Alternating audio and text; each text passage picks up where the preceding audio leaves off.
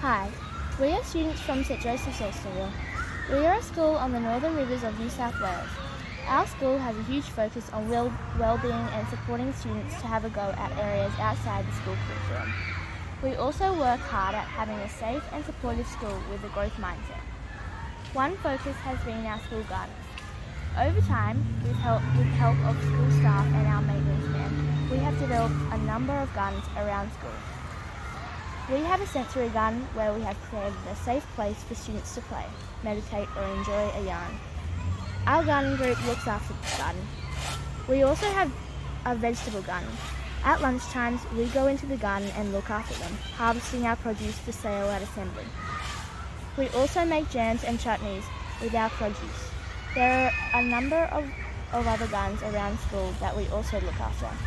Our parents help too with regular working bees.